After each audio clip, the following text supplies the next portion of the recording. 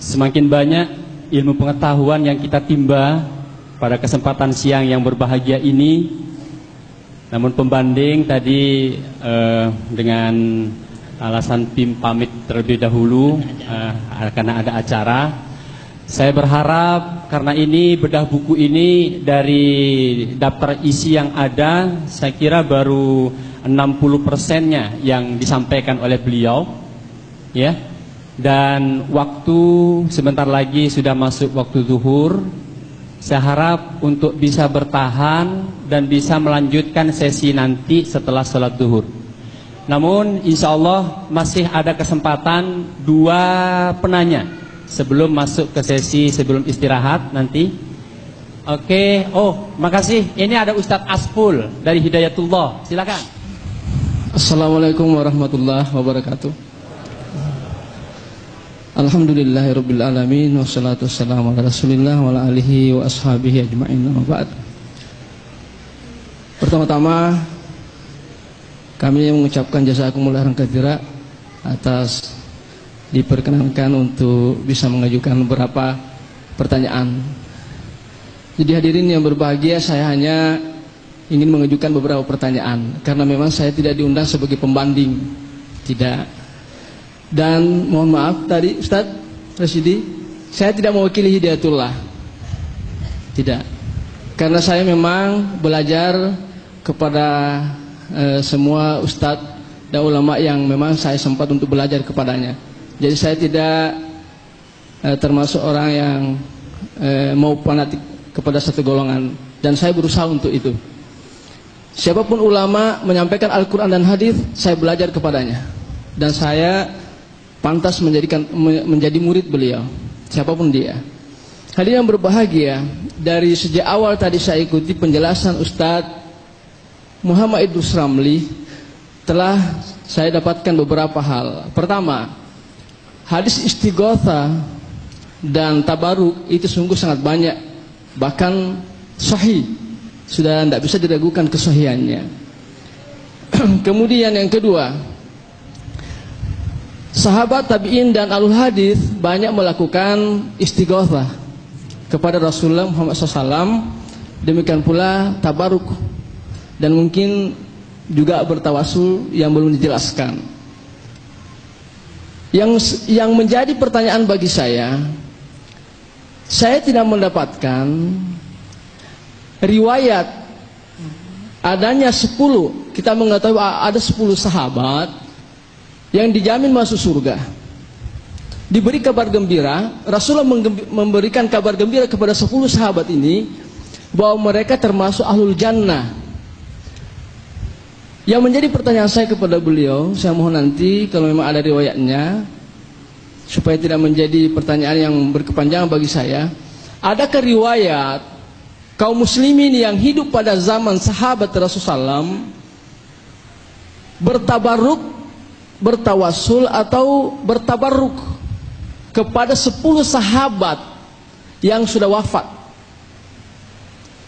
Ketika 10 sahabat ini sudah diwafatkan oleh Allah Subhanahu wa Ta'ala, adakah riwayat yang menjelaskan kaum muslimin bertabarruk atau beristighatsah mendatangi kuburan ke 10 sahabat yang sudah meninggal ini, kemudian melakukan apa yang dilakukan oleh kaum muslimin khususnya di Indonesia ini terhadap kuburan sunan-sunan yang kita anggap sebagai ulama? Di mana hadirin yang berbahagia, sedikit kami memberikan penjelasan. Kalau Rasulullah dan bersama 10 sahabat itu ada dalilnya, ada jaminannya, ada hadisnya dan sahih bahwa mereka adalah orang-orang soleh, dipastikan kesolehannya. Bahkan Rasulullah adalah orang yang ma'zum, terbebas daripada kesalahan. Sementara yang menjadi perbedaan pendapat dari kalangan ulama, ini kita harus berlaku adil. I'diluhu aqrabu littaqwa, ini adalah ayat firman Allah, kita harus berlaku adil. Ya, kita sama sekali tidak bermaksud menjatuhkan kelompok yang satu kemudian mengangkat yang lain, tidak sama sekali, karena itu adalah dosa. Ya. Cuma di sini ada peluang untuk terjadinya perbedaan pendapat, ini ikhtilaf.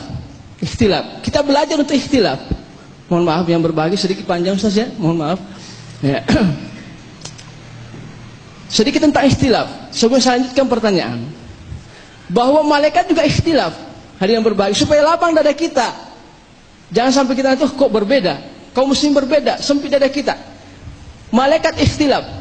Kita mungkin mengetahui riwayat ada seorang yang ingin bertaubat, membunuh 99 orang. Kemudian ingin bertaubat, dia dikatakan kamu tidak ada kesempatan untuk bertaubat, sehingga dibunuh pula orang itu. Akhirnya disarankan mendatangi seseorang, kalau kau ingin bertobat maka pindah ke daerah lain. Setelah dalam perjalanan dia wafat, diwafatkan oleh Allah Subhanahu wa taala. Maka ulama rahmat dan ulama ziksa berbeda pendapat. Satu mengatakan ini ahli neraka, yang satu mengatakan ini ahli surga. Malaikat berbeda pendapat. Nabi Harun dan Nabi Musa juga berbeda pendapat. Ketika 40 hari ditinggalkan Bani Israel oleh Nabi Musa untuk mendapatkan wahyu, sebagian daripada Bani Israel, hadirin yang berbahagia, itu membuat patung berupa anak sapi, anak emas. Apa? Anak sapi yang terbuat dari emas, patung. Kemudian menyembahnya. Balik Nabi Musa, dia tarik jambulnya, rambutnya atau jenggotnya, dan riwayat dia tarik rambutnya. Nabi Harun, kok kamu biarkan Bani Israel menyembah sapi betina, patung seperti ini?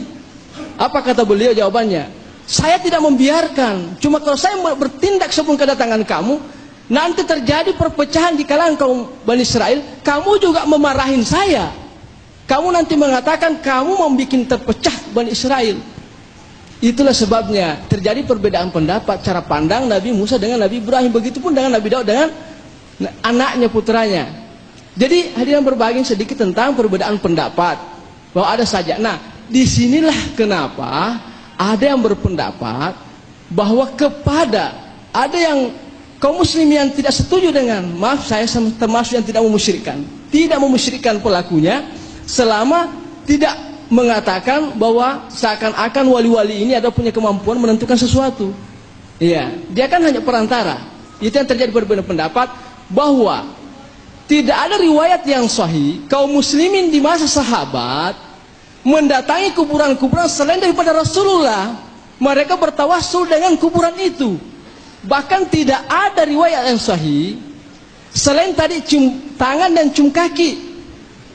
Tidak ada kaum muslim yang mendatangi sahabat yang utama 10, Abu Bakar, Umar, Utsman, Ali, meminta dahak mereka, kemudian meminta keringat mereka. Tidak ada seperti itu yang kita dapatkan. Kalau mencium tangan dan kakinya itu penghormatan, tidak ada masalah. Bahkan ada suatu riwayat Rasul mencium salah seorang sahabat, tangan sahabat, ketika melihat bahwa tangan ini dipakai untuk bekerja mencari rezeki. Rasul mencium tangan sahabat tersebut. Ada riwayat seperti itu. Ya. Rasul melakukan. Ya. Jadi pertanyaan saya, Ustaz, ini yang menjadi perbedaan pendapat, bahwa tidak ada suatu jaminan, tidak ada hadis, yang tidak ada suatu dalil dari Al-Quran dan Sunnah yang memberikan jaminan kesolehan manusia-manusia selain daripada Rasul dan 10 orang tersebut. Sedangkan kepada 10 orang tersebut saja tidak ada dalil yang sahih di mana kaum muslimin melakukan tabarruk, ya, tawassul dan beristighosa kepada mereka setelah mereka wafat. Tidak ada, menurut pendapat yang tidak sependapat dengan Ustadz tadi. Yeah. Ini ya yang pertanyaan saya. Ya. Kemudian saya mohon kepada Ustadz untuk memberikan penjelasan, dan satu hal sebagai penutup, saya bacakan satu ayat, sepotong ayat yang berbahagia ketika Allah Subhanahu wa taala berfirman, "A'udzubillahi minasyaitonirrajim. Ya ayyuhalladzina amanu la yashhar qaumun min qaumin asa ayyakunu khairam minhum. Wala nisa'um min nisa' asa ayyakunna khairan minhun," ila akhir ayat. Ya. Wahai orang-orang yang beriman, ya ayyuhalladzina amanu la yashar qaumun min qaumin. Oke. Wahai orang-orang beriman, janganlah sekelompok kaum memberikan, mohon maaf kalau itu. Ya ayyuhalladzina amanu. Mungkin Ustaz, para jemaah sudah banyak yang tahu ayat itu. Saya bacakan kembali. Bacaannya diulang mungkin Ustaz. Saya ulang. Baik, dengarkan ya. Saya ulang. Saya melihat ketika kita, ini saya lihat ini budaya berbeda pendapat masih perlu kita latihan. Sedikit aja kesalahan lawan kita yang kita anggap lawan, kok rasanya kok ada kegembiraan bagi kita. Ini persis pemain sepak bola, hadirin berbahagia. Baik Ustadz, mungkin kami menangkap. Ya ayyuhalladzina amanu, wahai orang-orang beriman, la yashar qaumun min qaumin asa ayyakunu khairan minhum.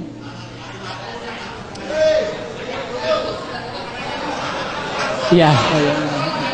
Baik Ustadz, mungkin kami memahaminya Ustadz ya. Baik, cukup mungkin Ustadz ya, cukup ya. Ya, jadi kesimpulannya hadirin berbahagia, Allah Subhanahu wa taala melarang kita kaum muslimin yang satu mengolok-olok kaum muslimin yang lain. Bisa jadi kelompok yang diolok-olok itu lebih baik daripada yang mengolok-olok. Begitu pula kelompok wanita yang lain, jangan sampai mengolok-olok kelompok wanita yang lain. Bisa jadi kelompok wanita yang diolok itu lebih baik. Dan mohon maaf kalau keliru bacanya, mohon maaf. Iya.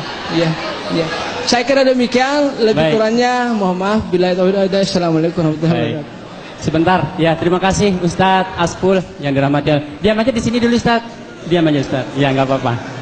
Terima kasih. Ini subhanallah, waktu kita dikejar oleh waktu, tapi insya Allah sisa waktu yang tersisa ada kesempatan banyak untuk Ustadz memberikan jawaban atas pertanyaan yang disampaikan tadi, dan saya tidak perlu mengulanginya. Silakan Ustadz. Terima kasih. Yang pertama, beliau menerima Ustadz siapa? Aspul. Ustadz Muhammad Aspul ini menerima terhadap dalil-dalil istighatsah datang ke makam Nabi. Tetapi beliau menggugat apakah ada satu riwayat, menanyakan ya. Maaf, menanyakan adakah satu riwayat yang sahih, ada seorang sahabat datang ke makam selain Rasulullah dan beristighatsah. Beristighatsah dengan makam Rasulullah itu, dengan makam sahabat itu, bukan dengan Rasulullah.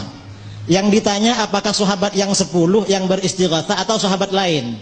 Sahabat yang lain beristighatsah kepada sahabat yang 10 tadi yang sudah dilakukan. Jadi begini, di dalam masalah tabarruk, tawassul dan istighatsah, para ulama ahli hadis seperti Imam Nawawi dalam syarah Sahih Muslim, Al-Hafidz Ibnu Hajar dalam kitab Fathul Bari, dari hadis-hadis yang menerangkan tabarruk para sahabat dengan rambut Nabi, dengan keringat Nabi, dengan peninggalan Nabi, istidlal kesimpulan para ahli hadis selalu mengatakan ini menjadi dalil bolehnya bertabarruk dengan orang-orang soleh.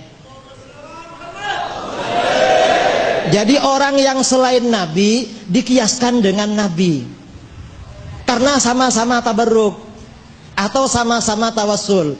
Adapun masalah bertawassul dengan selain Nabi, ini pernah dilakukan oleh Khalifah Umar, bertawassul dengan Sayyidina Abbas bin Abdul Muttalib.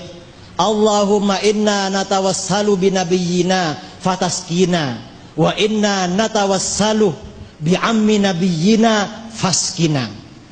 Jadi Sayyidina Umar memahami ajaran tawassul dengan Rasulullah, oleh beliau dipahami boleh bertawassul dengan selain Rasul, yaitu dengan sahabat yang lain, seperti dengan Sayyidina Abbas ketika masih hidup. Kemudian bertabarruk dengan orang yang sudah meninggal atau orang yang masih hidup, itu tidak ada bedanya, tidak ada perbedaan. Mengapa? Umat Islam mulai dari sejak masanya sahabat, walaupun tidak ada riwayat, sampai sekarang ya seperti itu memang cara istighatsah tawassul, bertabarruk dengan orang yang sudah meninggal. Tidak ada satu orang pun ulama salaf yang mensyirikkan, melarang beristighatsah atau bertawassul dengan orang yang sudah meninggal sebelum Ibnu Taimiyah. Kalau memang ada, silahkan sampaikan riwayat kepada kami. Ada ulama salaf melarang beristighatsah dengan orang yang sudah meninggal. Tidak bakalan ada. Beristighatsah dengan selain Nabi, ini ada riwayat dari Imam Ahmad dan juga di dalam kitab hadis yang lain diterangkan, yaitu ketika seseorang, doa yang dianjurkan dibaca ketika seseorang ada di tengah padang pasir, lalu kendaraannya, misalnya kuda atau apa, melarikan diri, dianjurkan untuk berdoa, ya, untuk beristighatsah dengan membaca ya ibadallah ihbisu, wahai hamba-hamba Allah, tahanlah kendaraan kami yang melarikan diri ini. Jelas ibadallah ini yang dimaksud selain para nabi. Jadi tidak ada larangannya. Jadi biasanya cara berpikir kita, perbedaan cara berpikir kita dengan Wahabi ini berbeda. Mengapa? Karena Wahabi tidak mau pakai kias, tidak mau pakai akal. Jadi kalau misalnya seperti tahlilan, mengapa tahlilan itu orang Wahabi menolak? Kalau ditanya membaca la ilaha illallah bagaimana? Ya boleh. Membaca Al-Quran bagaimana? Ya boleh. Yang tidak boleh itu yang mencampur seperti itu.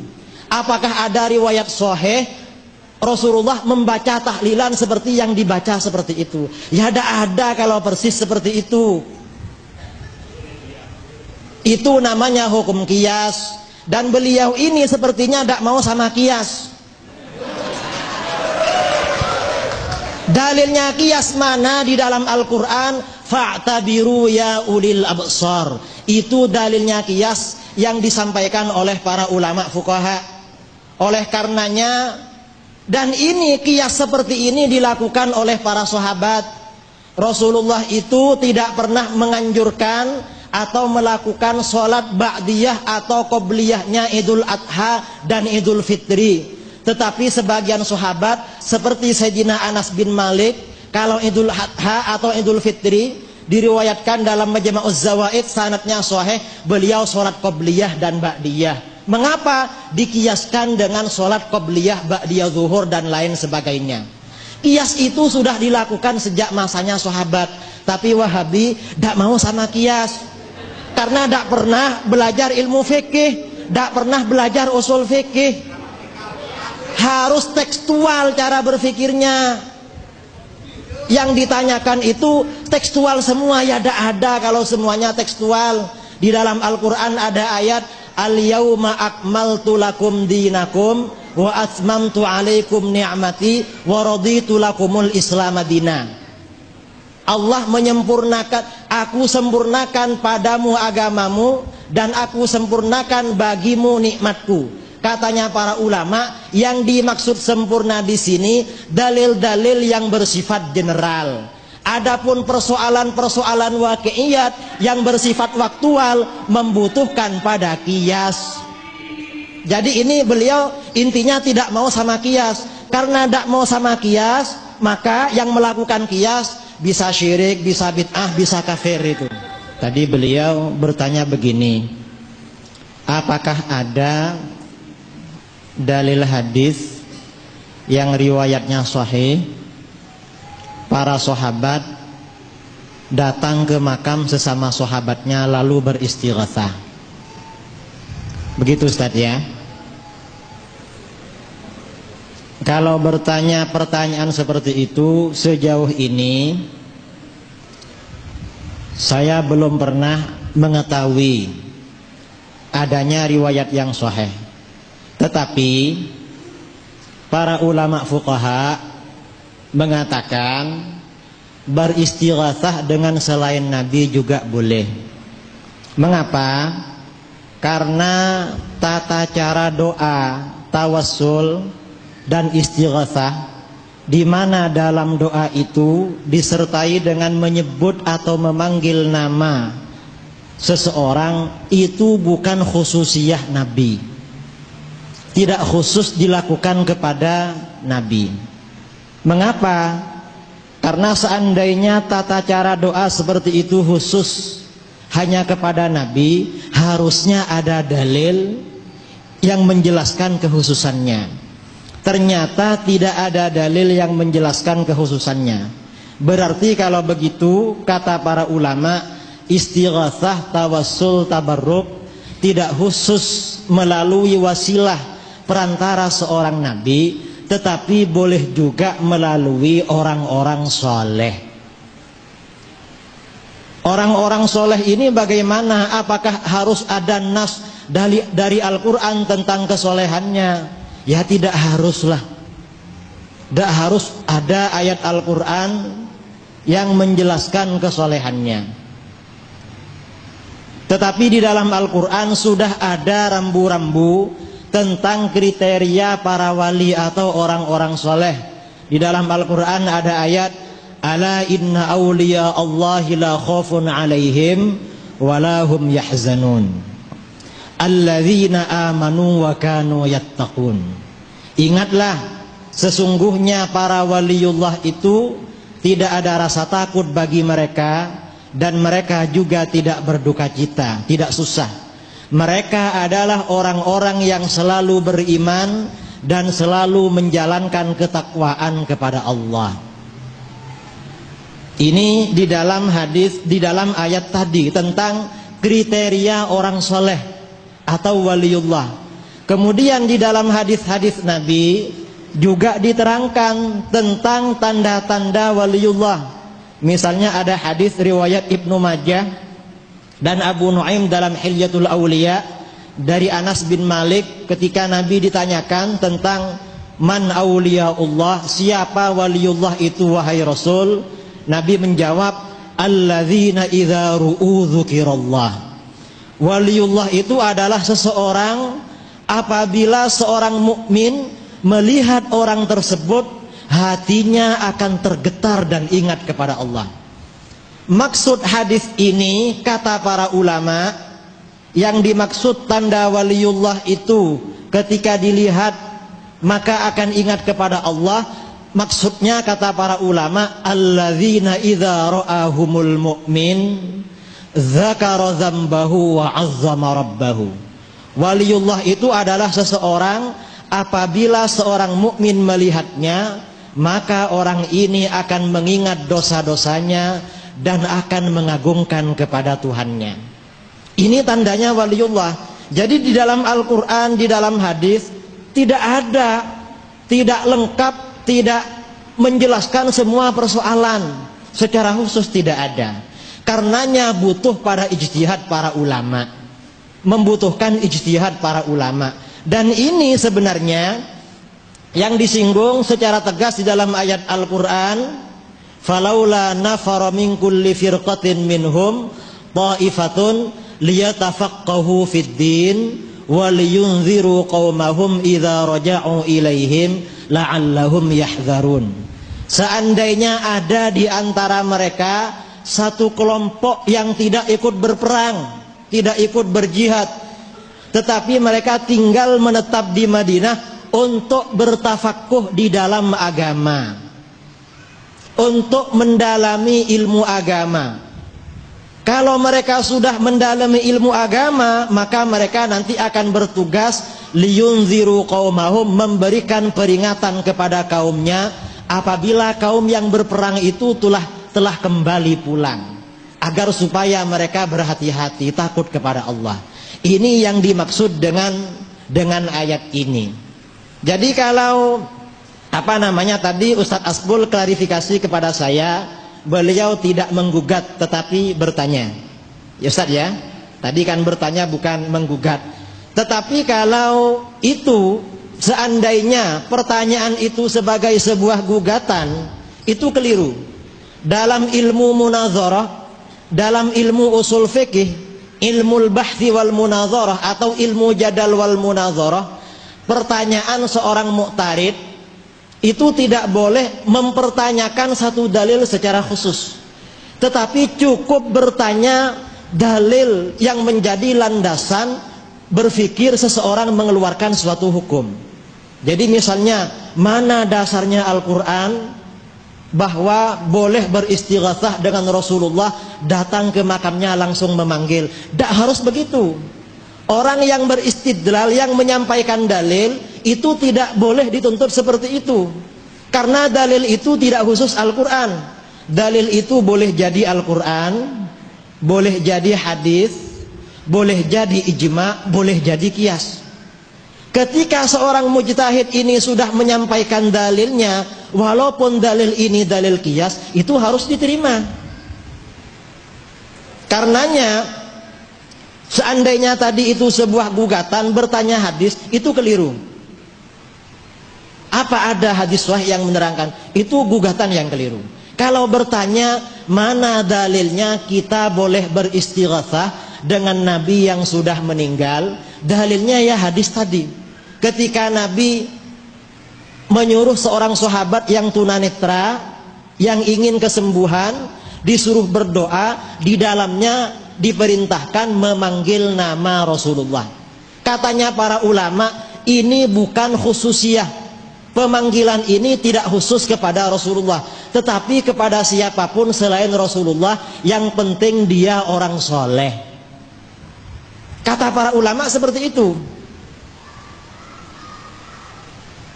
Jadi dalil seperti ini sudah dianggap cukup di dalam ilmu fikih. Karena kalau ditanyakan semua hadisnya, tidak ada. Jadi misalnya seperti Mat-Tabi'i, bacaannya berapa alif? 1 alif kan ya. Kemudian mat wajib muttasil, bacaannya berapa alif? Ada yang 2,5, ada yang 3 alif. Apa ada ayat Al-Qur'annya? Tidak ada di Al-Quran. Apa ada hadisnya dari Rasulullah? Tidak ada. Apa ada asar dari para sahabat kalau baca seperti itu 1 alif? Tidak ada juga. Tetapi cara membaca memang begitu sejak dari dulu-dulunya, sama dengan amaliyah-amaliyah yang lain itu. Itu cara bertanya. Kalau pertanyaan itu harus dalil khusus, misalnya harus Al-Quran. Kalau Al-Quran nanti tidak akan menerima. Atau misalnya hadis. Kalau hadis harus hadis mutawatir. Kalau hadisnya hadis ahad tidak akan menerima. Lah kita namanya jadi orang liberal. Orang liberal itu caranya seperti itu. Kalau mereka bertanya suatu hukum, kadang tidak mau kalau hasil ijtihad. Ijtihad para ulama tidak mau. Harus nas dari Al-Quran atau hadis. Cuman kalau nas Al-Quran dan hadis tak cocok dengan mereka, mereka takwil semaunya sendiri atau kadang ditolak. Itu orang liberal. Jadi mindset cara berpikir seperti itu cara berpikir liberal. Ini disebutkan oleh seorang ulama dari India, namanya Al-Imam Ashraf Ali At-Tahanawi. Beliau punya kitab namanya Al-Intibahatur Rashidah, kitab terbaik dalam membantah pemikiran sekuler dan liberal itu. Jadi cara bertanya itu tentang dalil tidak boleh digiring kepada satu khusus tentang dalil, tetapi dalil apapun boleh dikeluarkan.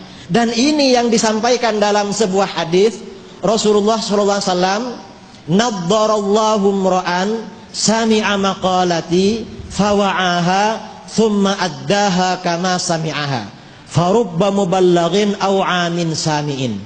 Semoga Allah mencerahkan wajah seseorang, Allah mencerahkan, membuat indah wajah seseorang yang mendengar hadisku, lalu orang ini merekam baik-baik hadis ini dalam pikirannya, lalu disampaikan kepada orang lain yang tidak mendengar hadis ini. Mengapa Rasulullah menyampaikan, memerintahkan, memotivasi menyampaikan hadis ini pada orang lain yang belum pernah mendengar? Karena kata Nabi, rubba muballaghin au amin sami'in. Kadang penerima informasi kedua lebih memahami terhadap penerima informasi pertama tentang hadis itu.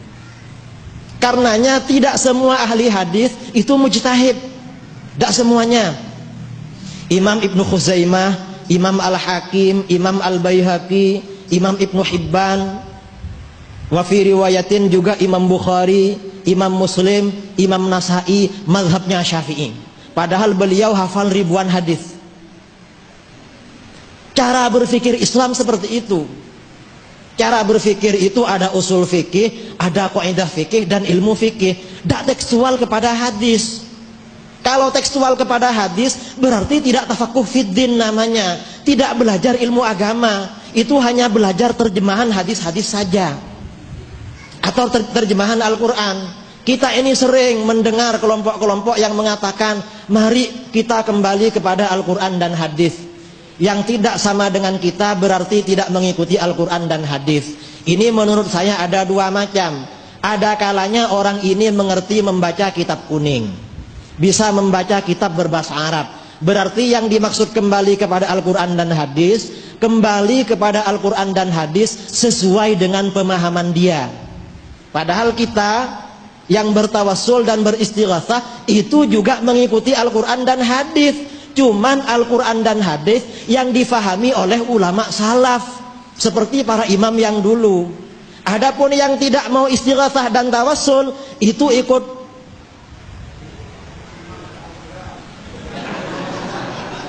saya tidak tahu ya ikut siapa, terserahlah. Ikut yang tidak mau saja, gitu aja. Yang kedua ya ikut yang bukan ulama dulu. Yang kedua, kadang orang yang sering membawa slogan ya, mari kita kembali kepada Al-Quran dan hadis, padahal orang ini tidak menguasai bahasa Arab secara mendalam. Itu maksudnya kembali kepada terjemahan Al-Quran dan hadis. Akhirnya taklid juga. Ijtihad itu sekarang sudah terputus. Tidak ada mujtahid sekarang itu. Hatta Muhammad bin Abdul Wahhab, pendiri Wahabi, tidak ngaku kalau dia mujtahid. Dia intisabnya kepada mazhab Hambali. Walaupun katanya para ulama di luar Wahabi, intisabnya, nisbatnya dia kepada Hambali zuron wa buhtanan, kebohongan dan kepalsuan, membuat-buat. Karena Imam Ahmad bin Hambal cinta istighatsah, cinta tawassul, cinta tabarruk dan lain sebagainya. Jadi tidak sama Wahabi dengan mazhab Hambali. Itu yang kedua. Kemudian saya pernah mengisi acara di Denpasar menjelaskan tentang teori bid'ah, bahwa menurut para ulama bid'ah itu terbagi menjadi dua. Dasarnya ayat Al-Qur'annya ini, hadisnya ini. Saya sampaikan. Setelah selesai, orang yang Wahabi tadi mengatakan kita gak perlu ikut para ulama, ikut Al-Quran dan hadis tok, karena Al-Quran ini dari Allah, Rasulullah ini yang pasti masuk surga, para sahabat, para ulama belum tentu masuk surga. Terus saya tanyakan pada dia, yang menyuruh ikut Al-Quran dan hadis itu siapa? Yang menyuruh ikut para ulama itu siapa? Siapa yang memerintahkan ikut para ulama? Al-Quran. Di dalam Al-Quran, fas'alu ahlaz zikri in kuntum la ta'lamun. Tanyakanlah kepada para ulama kalau kamu tidak tahu. Jadi kata Al-Quran, kalau kamu tidak tahu suatu hukum, tidak diperintahkan membuka-buka Al-Quran sendiri atau mencari-cari hadis sendiri kalau belum dirinya mencapai derajat ijtihad. Di dalam Al-Quran seperti itu. Dalam ayat lain juga diterangkan, ati'ullaha wa ati'ur rasul wa ulil amri minkum. Taatilah Allah dan Rasul, taatilah Allah dan taatilah Rasul dan ulil amri. Katanya Ibnu Abbas, Abul Aliyah, Ar-Rabi dan lain sebagainya, yang dimaksud ulil amri di sini para ulama yang menguasai seluk-beluk pengambilan hukum Islam yang disebut dengan para mujtahid. Jadi Al-Quran kalau ada persoalan memerintahkan kita ikut para ulama. Kalau kita ini tidak mau pada ulama, itu kan pendapat ulama bukan hadis. Apa bedanya kita dengan liberal? Ciri khas liberal itu sering diterangkan di majalah Hidayatullah oleh Dr. Adyan Husaini, kadang Dr. Hamid Fahmi Zarkashi, kadang Anis Malik Toha. Itu semuanya teman akrab saya yang sering ngisi di majalah Hidayatullah. Ciri khas liberal tidak mengakui otoritas ulama. Kalau diterangkan pendapat ulama, itu kan Imam Syafi'i. Apa bedanya dengan saya? Kalau orang tidak mau sama pendapat ulama, apa bedanya dengan liberal?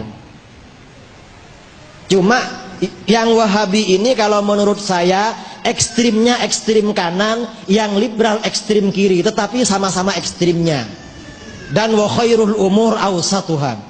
Sebaik-baik agama adalah yang netral, yang tidak ekstrim. Dan itu Islam ahlus sunnah wal jamaah. Itu mindset berpikir umat Islam sejak dulu sampai sekarang. Ini jangan dihilangkan ini. Karena kalau sedikit-sedikit setelah dia hafal beberapa hadis sudah mujtahid misalnya. Tidak bisa seperti itu. Imam Ibnul Qayyim ya, Ibnu Qayyimil Jauziyah punya kitab namanya A'lamul Muwaqqi'in atau I'lamul Muwaqqi'in an Rabbil Alamin. Ada riwayat di muqaddimahnya, Imam Ahmad ditanya, Imam Ahmad, kalau ada orang hafal 100.000 hadis, apakah mujtahid? Oh belum. Kalau 200.000 belum. Kalau 300.000 belum. Kalau 400 itu bisa. Kalau 400 katanya Imam Ahmad, mujtahid itu 400.000 hadis. Ini Imam Ahmad. Kita ini ya harus ikut kepada para ulama. Dan masalah istighatsah dan tawassul, para ulama ini sudah selesai sejak dulu. Yang pertama kali mempersoalkan ini Syekh Ibnu Taimiyah, yang hidup pada abad ke-8 Hijriah dan matinya di penjara. Kemudian setelah dia mati, bid'ah dolalahnya ini terkubur. Kemudian bid'ah ini dihidupkan kembali oleh Syekh Muhammad bin Abdul Wahab An-Najdi, pendiri aliran Wahabi yang sekarang tidak mau disebut Wahabi, mengaku dirinya Salafi. Tapi ngaku-ngaku Salafi itu. Mengapa ngaku-ngaku? Karena ajaran dia tidak ada yang sama dengan ulama salaf. Maksudnya ajaran dia yang menyimpang dari mainstream ajaran umat Islam. Ulama salaf beristighatsah, katanya Wahabi syirik. Ulama salaf bertawassul, katanya Wahabi syirik. Bertabarruk, katanya Wahabi syirik. Jadi ngaku ikut salaf tapi tidak sesuai dengan ulama salaf. Kadang mengaku dirinya ahli hadis. Kami ini ahli hadis. Itu biasanya saya pernah diundang ke Magelang, Jawa Tengah. Ada radionya Wahabi, tuh setiap ngomong kita harus ikut Al-Quran, ikut hadis, ikut pemahaman para sahabat. Para sahabat itu beristighatsah, para sahabat itu bertawassul, para sahabat itu melakukan qiyas, para sahabat itu membagi bid'ah menjadi bid'ah hasanah, bid'ah sayyi'ah. Mananya yang ikut sahabat? Gak ada. Para sahabat itu yang jumlahnya kira-kira 100.000, tidak semuanya mujtahid. Yang mujtahid dalam berbagai masail, katanya para ulama ahli hadis, Imam Al-Hafiz Jalaluddin As-Suyuti dalam Tadribur Rawi mengatakan hanya sekitar 6 orang. Ada riwayat lain, tapi yang ada lagi yang mengatakan 10 orang. Itu muridnya Rasulullah, padahal mereka pemahaman Al-Qur'annya lebih paham dari kita, belajar langsung kepada Rasulullah, bahasa Arabnya sudah menjadi karakter berpikir mereka. Tetapi ternyata sahabat yang jumlahnya 100.000, mujtahidnya cuma 10 orang. Tidak semuanya sahabat itu mujtahid, tidak semuanya. Tabi'in juga tidak semuanya. Karenanya mazhab yang sempat berkembang itu ada 12 dalam Islam. Jadi ada mazhab yang 4, kemudian ditambah mazhab Auza'i, Sufyan Tsauri, Sufyan bin Uyainah, Al-Laits bin Sa'ad, kemudian mazhabnya siapa yang ada di Lebanon itu, yang wafat di Lebanon, ada 12 mazhab. Cuma Imam Bukhari, Imam Muslim, Imam Abu Dawud itu tidak masuk dalam golongan mujtahid mutlak pendiri mazhab. Padahal hafalan hadisnya ratusan ribu, luar biasa. Nah, sekarang ini umat Islam ini dirusak dengan orang yang tidak banyak hafal hadis tapi sudah melebihi Imam Bukhari. Ini mindset yang keliru, cara berpikir yang keliru. Ini barangkali saya cuma ingin menjelaskan tadi ya, yang dipertanyakan oleh Ustadz Muhammad Asful, apakah ada dalil khusus tentang beristighatsah dengan makam selain para nabi. Karena para ulama tadi sudah disebutkan, ahli hadis Imam Syafi'i datang ke makam Imam Abu Hanifah, Ibnu Khuzaimah ke makam Imam Ali Ar-Ridha, kemudian Imam Ibnu Hibban datang ke makam Imam Ali Ar-Ridha, kemudian juga Imam Abu Ali An-Naisaburi, gurunya Imam Al-Hakim, datang ke makamnya Yahya bin Yahya An-Naisaburi dan lain sebagainya. Itu udah ada persoalan.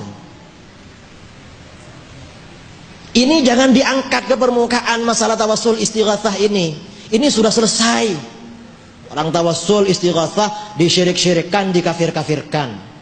Nanti kalau diajak dialog kadang tidak datang, tadi itu sudah pulang itu. Siapa itu Ustadz Azra itu sudah pulang. Tadi dia bilangnya ada acara, tapi setelah dikomentari ada acara minta maaf itu. Acaranya mendadak terus begitu. Sama dengan orang liberal juga begitu. Saya ini sering bertemu dengan orang liberal, biasanya kalau sudah kepepet segera pulang, mirip dengan liberal itu. Jadi banyak kesananya. Ini barangkali komentar saya ya, mindset cara berpikir kita di dalam memahami ilmu agama harus melalui para ulama. Karenanya di dalam satu hadis Rasulullah SAW bersabda, ada hadis riwayat Imam Bukhari dan Muslim dari Abu Hurairah, "Innallaha la yaqbidul ilma intiza'an yantazi'uhu min qulubil ibad, walakin yakbiduhu biqabdil ulama, hatta idza lam yubqi aliman ittakhadhu ru'usan juhala fadallu wa adallu." Sesungguhnya Allah tidak mencabut ilmu agama dengan cara mencabut ilmu ini dari hati hamba-hambanya, tetapi Allah mencabut ilmu agama dengan mencabut para ulama. Sehingga setelah para ulama ini tidak ada, masyarakat mengangkat orang awam sebagai pemimpin, lalu mereka sendiri tersesat, menyesatkan orang lain. Jadi berkembangnya ilmu pengetahuan itu bukan karena tidak ada kitab, bukan. Boleh saja percetakan semakin luas, kitab ada di mana-mana, tetapi ulama tidak ada. Ilmu itu bukan dari kitab, tetapi bitalaqi min afwahil ulama. Dalam hadis, innamal ilmu bitta'allum. Ilmu itu harus dipelajari kepada para ulama, bukan dengan membaca buku, apalagi buku terjemahan. Ada seorang ulama ahli hadis, Al-Imam Al-Hafiz Al-Khatib Al-Baghdadi. Beliau punya kitab namanya Al-Faqih wal Mutafaqih dan kitab Syaraf Ahlil Hadis. Jadi katanya beliau, man ta'allama minal awraq yuqalu lahu suhafi laisa bi'alim. Barang siapa yang belajar dari buku, tidak pernah belajar kepada para ulama, dia ini berarti cuma tukang buka buku, bukan orang alim. Karena ilmunya orang alim itu ada pada dirinya, buku itu hanya sebagian. Ini barangkali pengantar dari diskusi sesi kedua. Selanjutnya saya serahkan kepada saudara moderator, mungkin dari ba'dul hadirin wal hadirat ada yang ingin mendiskusikan dengan kita semuanya. Terima kasih. Baik, terima kasih. Alhamdulillah, ternyata semakin banyak ilmu yang bisa kita timba pada kesempatan yang penuh berkah ini.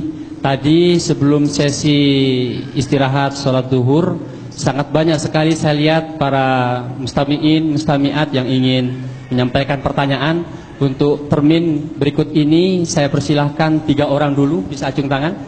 Satu dari Putri. Bismillahirrahmanirrahim. Assalamualaikum warahmatullahi wabarakatuh. Waalaikumsalam warahmatullahi wabarakatuh. Nama saya Dina.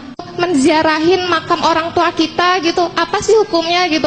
Pastikan sesuatu yang baik karena dia orang yang berjasa kepada kita. Assalamualaikum warahmatullahi wabarakatuh. Waalaikumsalam warahmatullahi wabarakatuh. Nama saya Muntir Nadir, domisili Dongwa, teman debat dulu di pesantren Ustadz Idrus Romli. Yang pertama saya memberikan apresiasi yang luar biasa terhadap PCNU Kota Balikpapan. Namun ini kan soal hilir gitu ya, tapi soal hulunya juga penting.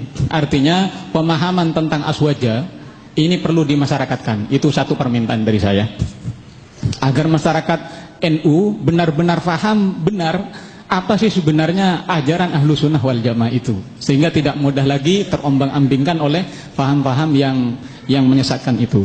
Assalamualaikum warahmatullahi wabarakatuh. Nama saya Sumawan dari Ranting Muara Rapak. Ranting itu kecil nih Pak, mudah patah. Ini supaya tidak mudah patah bagaimana ini pengurus cabang ini bagaimana nanti. Yang selanjutnya Pak, dari kacamata Wahabi kita itu disalah-salahkan aja ngoten kita. Terus apakah dia itu tidak pernah melakukan bid'ah ngoten?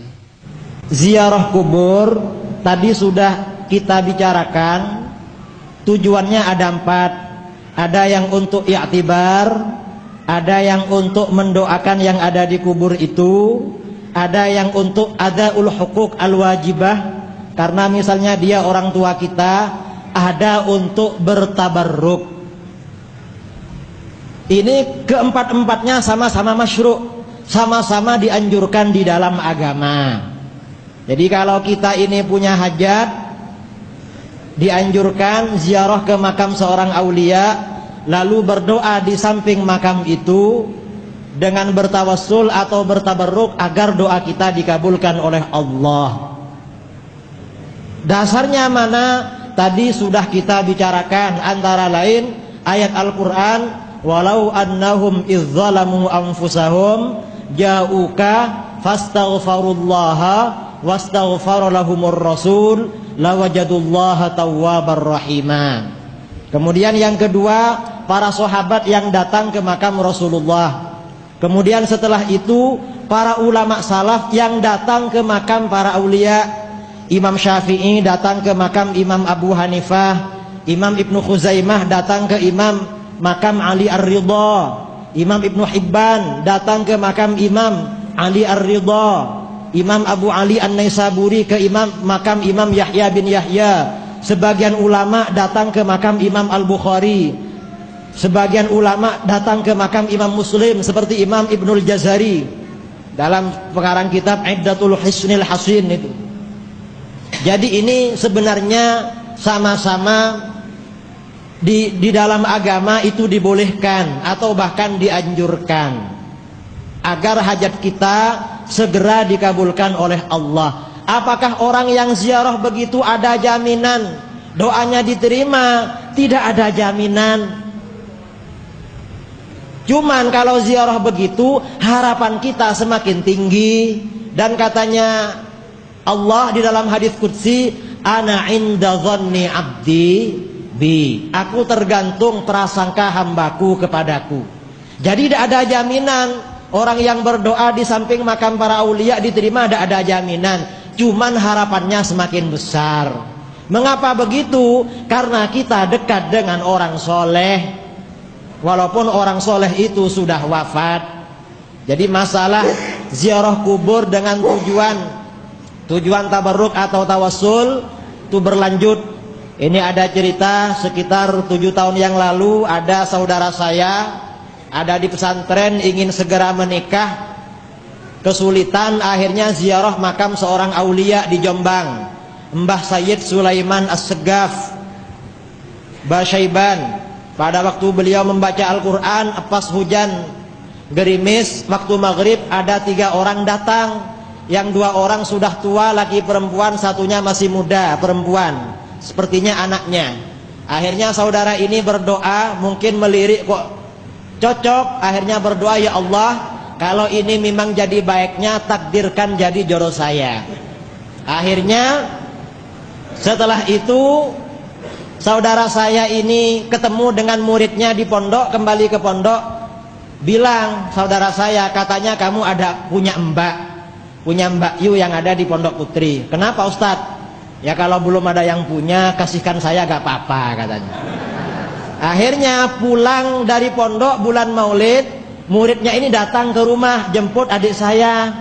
Tanya, Ustadz sampean disuruh ke rumah sama Abah dan Umi. Loh ada apa? Wong gak kenal saya. Loh katanya sampean pesan mbak saya, sampean suruh ke sana sekarang. Akhirnya datang, setelah itu menikah. Setelah menikah cerita, kalau dulu dari bingungnya sampai membaca Al-Quran di makam ini, sampai berdoa ada 3 orang datang, saya doakan jadi istri saya. Istrinya tanya, tanggal berapa itu mas? Itu tanggal sekian pulangan dari pondok. Lah itu saya sama ibu saya katanya. Jadi sampai sekarang itu masih banyak ya, masih banyak kisah-kisah orang yang tercapai karena beristighatsah dengan bertawassul dengan orang yang sudah wafat, tetapi orang soleh atau orang waliullah. Biasanya orang-orang yang Wahabi itu, apa ada jaminan Sunan Ampel itu waliullah?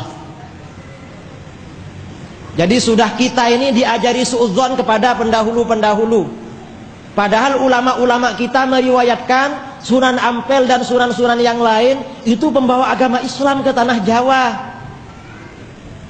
Kemudian dilanjutkan oleh murid-muridnya, diantaranya Syekh Arsyad Al-Banjari ke Kalimantan, kemudian Al-Makassari di Makassar dan lain sebagainya. Kita diajari suudzon kepada pendahulu-pendahulu kita. Itu belum tentu wali. Jangan-jangan mereka ajarannya tidak benar. Ini kita ini sering orang-orang Wahabi itu mengatakan, ya Wali Songo itu bukan orang yang sempurna, pasti ada salahnya katanya.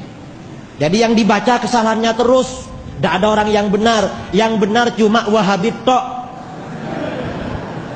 Kalau Wahabi pasti benar itu. Kemudian pertanyaan kedua,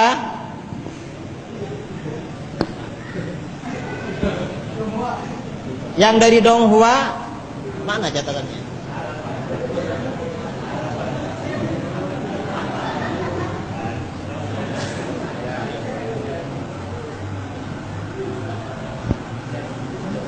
Ya. Apakah bid'ah hasanah juga dilakukan oleh orang Wahabi? Bid'ah hasanah. Insya Allah bid'ah hasanah kita bersih dari bid'ah dolalah. Namanya saja sudah hasanah, kok mau dolalah? Yang bid'ah dolalah itu Wahabi. Mengapa kok bid'ah dolalah? Para sahabat, ulama salaf beristighatsah dan tawassul. Lalu Wahabi mengatakan istighatsah dan tawassul itu syirik. Itu ajaran bid'ah dolalah. Termasuk ajaran bid'ah dolalah, ajaran anti istighatsah dan tawassul. Itu diantara ajaran bid'ah. Ya banyaklah kalau membicarakan ajaran bid'ahnya Wahabi, ada sekitar 150 bid'ah lebih. Karena